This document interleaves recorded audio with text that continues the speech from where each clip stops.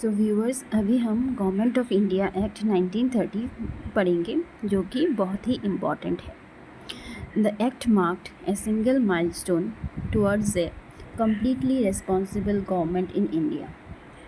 तो इस एक्ट ने एक सेकेंड माइलस्टोन किया। पहला कौन सा था? Government of India act 1919। इसके बाद ये सेकेंड था, जिसके द्वारा रिस्पॉन्सिबल गवर्नमेंट का एस्टैब्लिशमेंट हुआ इंडिया में। It was a lengthy and detailed document having 321 sections and 10 schedules. तो ये एक बहुत बड़ा एक डॉक्यूमेंट था जिसमें 321 सेक्शंस थे और 10 शेड्यूल्स थे। तो इस गवर्नमेंट ऑफ इंडिया के फीचर्स को पढ़ लेते हैं। It provided for the establishment of an all India federation consisting of provinces and princely state as units. तो इसने एक ऑल इंडिया फेडरेशन बनाने का घोषित किया, जिसमें क्या कौन कौन से पार्ट रहेंगे? एक प्रोविंसेस और जो कि ब्रिटिश प्रोविंसेस थे इंडिया में, और princely states as units. The act divided the powers between the center and units in terms of 3 list. तो इस एक्ट ने पावर्स को डिवाइड कर दिया सेंटर और यूनिट्स के बीच में, और 3 लिस्ट जारी किए। एक था federal list for centre with 59 items, जो कि सेंटर के अंडर में रहेगा। Provincial list for provinces with 54 items and concurrent list for both with 36 items. Residuary powers are given to the viceroy, और बाकी जो पावर्स थे वो दिए गए रेसिड्यूरी पावर्स वाइसरॉय को। However the federation never came into being as the princely states did not join it. पर ये जो फेडरेशन का जो स्ट्रक्चर उन्होंने बनाया था वो कभी स्टार्ट नहीं हो पाया, क्योंकि प्रिंसली स्टेट्स जो थे उन्होंने मना कर दिया। It एबोलिश्ड dyarchy in the provinces and introduced provincial autonomy in its place. तो इसने डायरकी जो प्रोविंसेस में जो था, जिसमें कि डबल गवर्नमेंट का रूल था, एक ट्रांसफर सब्जेक्ट्स, रिजर्व सब्जेक्ट्स जो दिए हुए थे प्रोविंसेस में, जो डबल रोल था उसको हटाकर उन्होंने इंट्रोड्यूस किया प्रोविंशियल ऑटोनॉमी। इसकी जगह पे प्रोविंसेस को अपना खुद का ऑटोनॉमी दे दिया। The provinces were allowed to act as autonomous units of administration in their defined spheres. So provinces को पूरा autonomous body हिसाब से उनको पावर दे दिया एडमिनिस्ट्रेशन संभालने के लिए। Moreover, the act introduced responsible government in provinces. That is, the governor was required to act with the advice of ministers responsible to the provincial legislature. तो इस एक्ट ने रिस्पॉन्सिबल गवर्नमेंट इंट्रोड्यूस किया provinces में, जिसपे governor को वो decision लेने होंगे जो कि मिनिस्टर्स के एडवाइस के द्वारा लिए जाएंगे, और ये मिनिस्टर्स कहाँ से होंगे? प्रोविंशियल लेजिस्लेचर्स से। This came into effect in 1937 and was discontinued in 1939। तो ये इंट्रोड्यूस किया गया था 1937 को, पर फिर से इसको डिसकंटिन्यू कर दिया गया इन 1939। तो ये था सेकेंड प्रोविजन। जो थर्ड है, it provided for the adoption of dyarchy at the centre. जो डायरकी जो सिस्टम था, जहाँ पे ये प्रोविंसेस में जो दिया गया हुआ था, जिसमें कि 2 पार्ट में डिवाइड किया गया था, पर यहाँ पे एक लेजिस्लेटिव काउंसिल जिसमें सारे मेंबर्स रिस्पॉन्सिबल रहेंगे, और जो एक गवर्नर खुद के पास अपने कुछ पावर्स रखेंगे। तो वो प्रोविंसेस से हटाकर अब सेंटर पे ला दिया। क्या? Consequently the federal subjects are divided into reserve subjects and transfer subject. और जो फेडरल सब्जेक्ट जो थे, जो सेंटर के पास थे, उनको अभी रिजर्व और ट्रांसफर्ड सब्जेक्ट्स के कैटेगरी में डाल दिया गया। However, this provision of the act did not come into operation at all. पर ये प्रोविज़न भी जो था वो भी ऑपरेशनल नहीं हुआ। It introduced bicameralism in 6 out of the 11 provinces. तो इसने बाइकेमेलिज्म को प्रमोट किया। 6 और 11 प्रोविंसेस जितने थे वहाँ से 6 में इंट्रोड्यूस किया गया। Thus the legislature of Bengal, Bombay, Madras, Bihar, Assam and United Provinces are made bicameral, consisting of a legislative council and a legislative assembly. So ये जो स्टेट थे, Bengal, Bombay, Madras, Bihar, Assam and United Province, इनको बाइकैमरल कर दिया गया, और इनमें एक अपर हाउस और एक लोअर हाउस बनाया गया। However, many restrictions were placed on them, पर उन पे भी बहुत सारे restrictions लगा दिए गए थे। It further extended the principle of communal representation by providing separate electorates for depressed classes, scheduled caste, women and labor. So जो ये communal representation का जो process जो start हुआ था 1909 से, फिर 1919 में डिप्रेस्ड क्लासेस को दिया था, उसी को फिर थोड़ा और एक्सटेंड करके और जो डिप्रेस्ड क्लासेस थे उनको दिया गया, और वोमेन और लेबर वर्कर्स को इनके पास भी ये पावर्स अभी डिस्ट्रीब्यूट कर दिए जो कम्युनल रिप्रेजेंटेशन था। It abolish the council of India establish by the government of act of 1850। जो काउंसिल ऑफ इंडिया जो एस्टैब्लिश किया गया था, जिसके चेयरमैन सेक्रेटरी थे, और जो गवर्नमेंट ऑफ इंडिया एक्ट के द्वारा लगाया गया था, उसको एबॉलिश किया गया। The secretary of the state for India was provided with a team of advisors, और जो सेक्रेटरी ऑफ स्टेट थे उनको एक टीम दे दिया गया जो कि उनको एडवाइस कर सके। It extended franchise about 10% of the total population got the voting right. तो जो ये वोटिंग करने का जो पावर जो पहले सिर्फ कुछ लोगों को ही मिल रहा था, जो कि रिच क्लासेस को बिलोंग करते थे या फिर एडुकेटेड थे, तो अब ये एक्सटेंड कर दिया गया और जो टोटल पॉपुलेशन था उसके 10% को ये वोटिंग राइट दिया गया। It provided for the establishment of a Reserve Bank of India to control the currency and credit of the country. तो ये भी इंपॉर्टेंट पॉइंट है। रिजर्व बैंक एस्टैब्लिश कब किया गया इंडिया में? इस गवर्नमेंट ऑफ इंडिया एक्ट 1935 के बाद। It provided for the establishment of not only a federal public service commission but also a provincial public service commission and joint public service commission for 2 or more provinces। तो जो ये अभी हम लोग को UPSC या फिर स्टेट PCS जो है वो ये इस एक्ट के द्वारा एस्टैब्लिश किया गया था। साथ में जॉइंट पब्लिक सर्विस कमीशन भी था 2 और मोर प्रोविंसेस के लिए। It provided for the establishment of a federal court which was set up in 1937। तो ये एक सुप्रीम कोर्ट की तरह एक फेडरल कोर्ट एस्टैब्लिश हुआ जो कि सेटअप किया गया था 1937। सो ये 10 मेन पॉइंट्स है जो हमें गवर्नमेंट ऑफ इंडिया एक्ट 1935 से याद करना पड़ेगा। तो पहला था कि ऑल इंडिया फेडरेशन, इसके पार्ट होंगे प्रोविंसेस और प्रिंसली स्टेट्स, जिसमें लिस्ट बना दिया गया था 3, फेडरल लिस्ट, प्रोविंशियल लिस्ट और कॉन्कर्ड लिस्ट। पर ये कभी लागू नहीं हुआ क्योंकि प्रिंसली स्टेट्स ने इसको डिनाई कर दिया था। फिर इसने प्रोविंसेस में जो डायरकी सिस्टम था उसको हटा दिया और वहाँ पे प्रोविंशियल ऑटोनॉमी उनको दे दिया था। फिर ये जो इसे लागू किया था 1937 में, पर इसे फिर डिसकंटिन्यू करना पड़ा इन 1939 में। इसने फिर एडॉप्शन किया डायरकी जो प्रोविंसेस से हटा के फिर कहाँ पे लगा दिया? सेंटर में। तो जो फेडरल जो सब्जेक्ट्स थे उनको 2 पार्ट्स में डिवाइड कर दिया, एक रिजर्व और एक ट्रांसफर्ड, बट ये भी प्रोविजन कभी ऑपरेशनल नहीं हुआ। फिर इसने बाइकैमेलिज्म इंट्रोड्यूस किया और 6 प्रोविंसेस आउट ऑफ द 11 जैसे कि Bombay, Bengal, Madras, Bihar, Assam and United provinces, इनको एक अपर हाउस और लोअर हाउस दिया गया, पर फिर भी उनके ऊपर भी बहुत रेस्ट्रिक्शन लगा दिए गए। फिर इसने एक्सटेंड किया कम्युनल रिप्रेजेंटेशन को, जो कि वोमेन और लेबर वर्कर्स को भी दिया गया।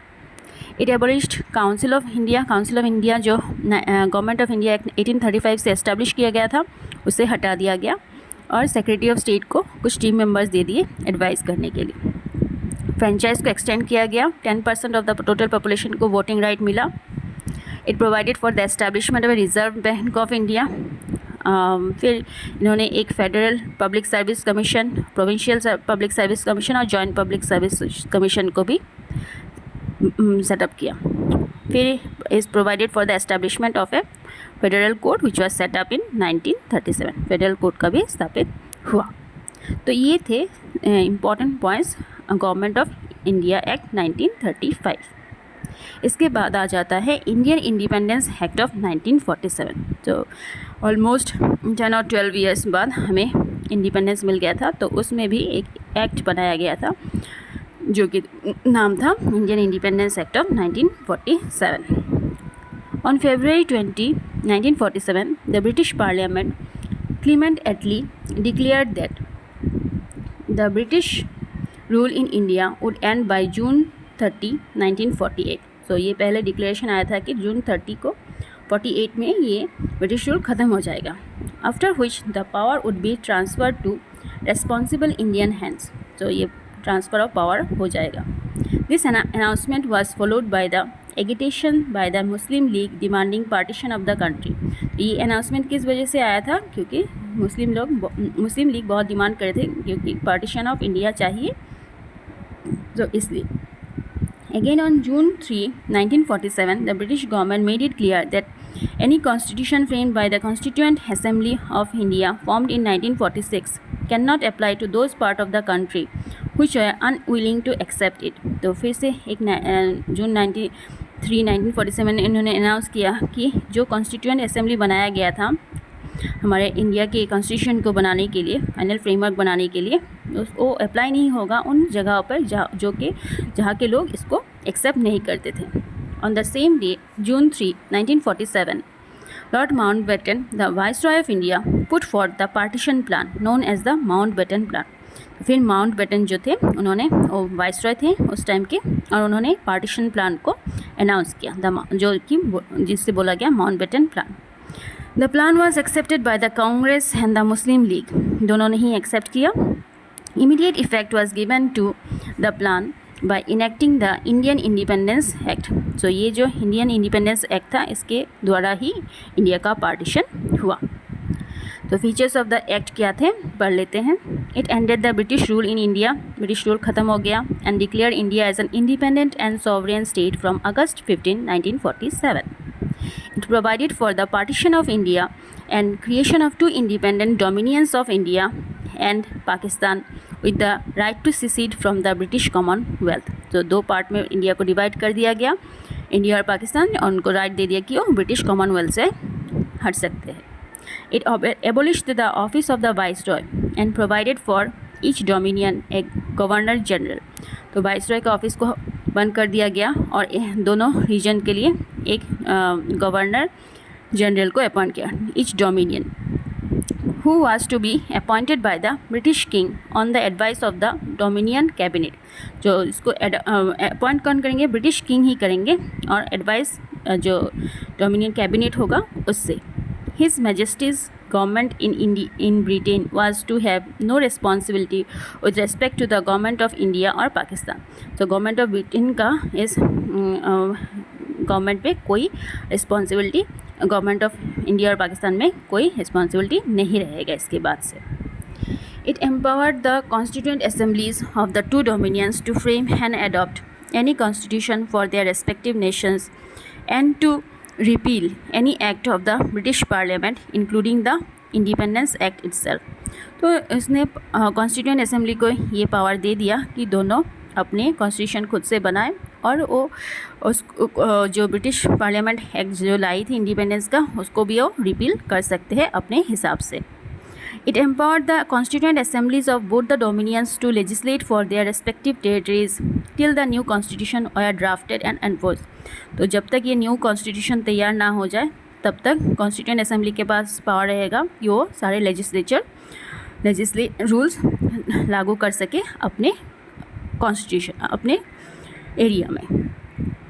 No act of the British Parliament passed after August 15, 1947 was to extend to either of the new dominions unless it was extended thereto by a law of the legislature of the dominion. तो ये जो dominions रहेंगे दो, एक पाकिस्तान और India, यहाँ पे British parliament का कोई भी एक्ट एक्सटेंड नहीं किया जाएगा आफ्टर अगस्त 15, 1947 अनटिल ये एक्सेप्ट किया जाए उस लेजिस्लेचर, उस जगह के लेजिस्लेचर से. It abolished the office of the Secretary of State for India and transferred his functions to the Secretary of State for Commonwealth Affairs. जो सेक्रेटरी ऑफ स्टेट के जो पावर्स थे, फंक्शंस थे, उनको हटाकर दे दिया गया कॉमनवेल्थ के सेक्रेटरी को. It proclaimed the lapse of British paramountcy over the Indian princely states and treaty related relations with tribal areas from August 1947.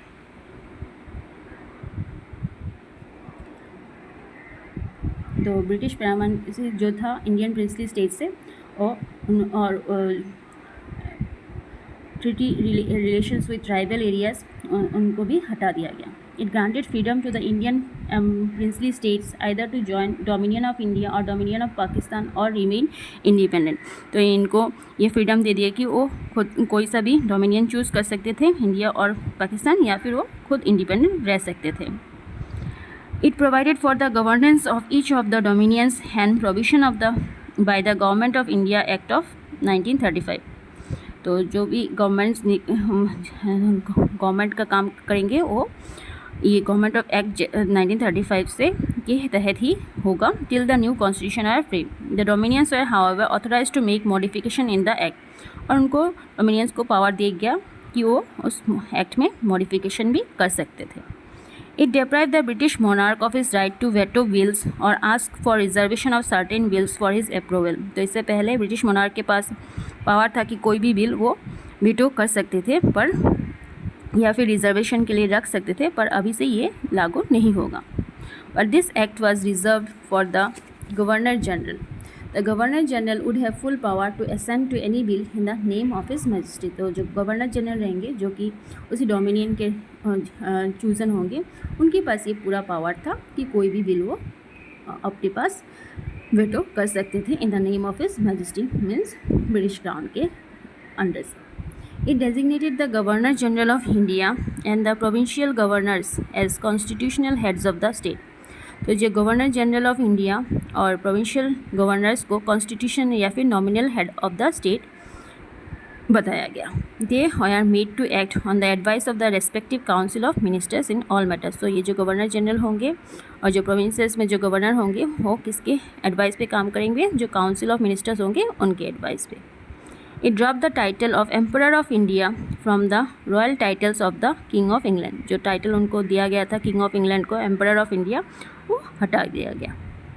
It discontinued the appointment to civil services and reservation of post by the Secretary of State for India. तो जो भी appointment civil services का होता था पहले British crown के under में ही होता था, और जो रिजर्वेशन ऑफ पोस्ट भी था जो बाय द सेक्रेटरी के पास था, सेक्रेटरी ऑफ स्टेट के पास, उसको भी डिसकंटिन्यू कर दिया गया. The members of the civil services appointed before August 15, 1947 would continue to enjoy all benefits that they were entitled to till that time. तो उनको जितने भी बेनिफिट्स मिलते थे वो सब उनको मिल जाएंगे. At the stroke of midnight 14 to 15 August 1947, the British rule came to an end and power was transferred to the two new independent dominions of India and Pakistan. Lord Mountbatten became the first governor general of the new dominion of India. तो हमारे Mountbatten पहले governor general बने. He swore in Jawaharlal Nehru as the prime minister of independent India.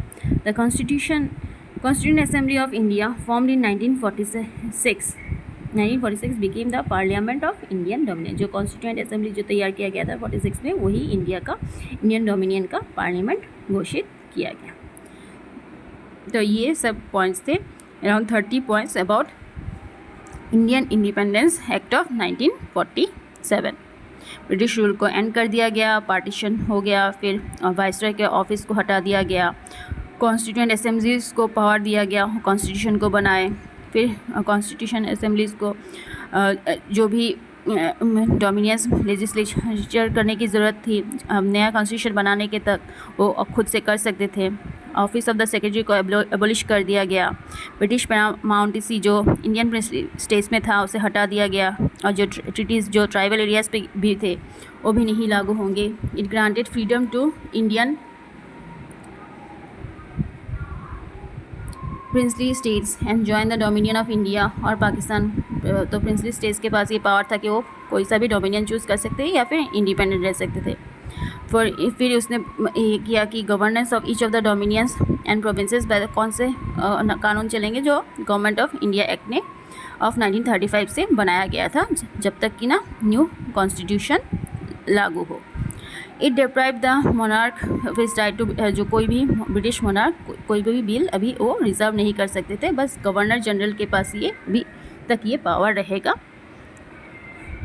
It designated the governor general of India and provincial governors as constitutional head. इनको constitutional या nominal head के हिसाब से designation मिल गया. और title of emperor of India को हटा दिया गया title of king of England से. Appointment of civil services, reservation of post by secretary, इन सबको ख़त्म कर दिया गया। और लास्टली लॉर्ड माउंटबेटन हमारे इंडिपेंडेंट इंडिया के फर्स्ट गवर्नर जनरल घोषित कर दिए गए। तो इसके साथ ये हमारा first chapter historical background of Indian polity यहाँ पे ख़त्म होता है। इसके बाद कुछ टेबल्स दिए गए हैं जो कि बहुत इम्पॉर्टेंट होते हैं। उन टेबल्स में हमें उनको बार बार पढ़ना पड़ेगा जिससे हमें ये याद रह सके कि कौन से मिनिस्टर्स को कौन सा पोर्टफोलियो दिया गया था। तो एक बार हम इंटरिम गवर्नमेंट जो 1946 में जो बनाया गया था देश चलाने के लिए, तो उसमें कौन कौन से मेंबर्स थे, उनको क्या पोर्टफोलियो मिला था, वो एक बार हम लोग पढ़ लेते हैं। Jawaharlal Nehru external affairs and commonwealth relation, Sardar Vallabh Bhai Patel home information broadcasting, doctor Rajendra Prasad food and agriculture, doctor John Mathai industries and supplies, Jagjivan Ram labour, Sardar Baldev Singh defence, C.H. Bhabha work mines and power, Liaquat Ali Khan finance, Abdul Rab Nishtar post and air, Asaf Ali railway and transport, C. Rajagopalachari education and art, I. Chundrigar commerce, Zafar Ali Khan health, Joginder Nath Mandal law. So ये सब interim government the members of the viceroy executive council के भी ये members थे। Viceroy continue to be the head of the council, but Jawaharlal Nehru was designated as the vice president of the council. और फिर है table 2 first cabinet of free India. तो हमारे first cabinet क्या था देख लेते हैं। मेंबर्स थे जवाहरलाल नेहरू, उनको पोर्टफोलियोज़ मिले थे external affairs, commonwealth relation, scientific research. Sardar Vallabh Bhai Patel home information broadcasting states, doctor Rajendra Prasad food and agriculture, Maulana Abul Kalam Azad education, doctor John Mathai railway and transport, R.K. Shanmukham Chetty finance, B.R. Ambedkar law, Jagjivan Ram labour, Sardar Baldev Singh defence, Rajkumari Amrit Kaur health, C.H. Bhabha commerce, Rafi Ahmed Kidwai communication, doctor Shyam Prasad Mukherjee industries and supplies, V.N. Gadgil works mines and powers. So ये सारे portfolios हम लोग एक बार पढ़ लेंगे हमारे reference के लिए। इसके साथ ये फर्स्ट चैप्टर यहीं पे एंड होता है। तो नेक्स्ट वीडियो से हम ट्राई करेंगे कि एक ही चैप्टर एक ही वीडियो में कवर किया जा सके। Thank you for watching.